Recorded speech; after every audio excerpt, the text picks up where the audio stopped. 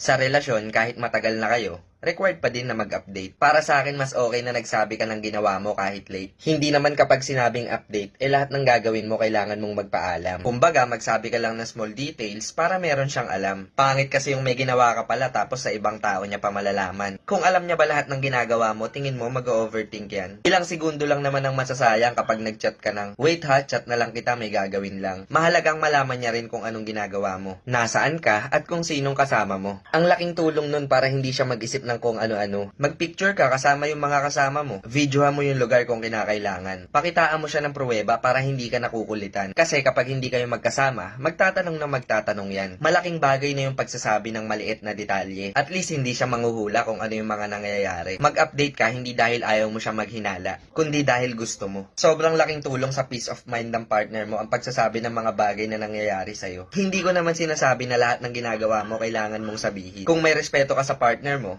kusa mo yun gagawin.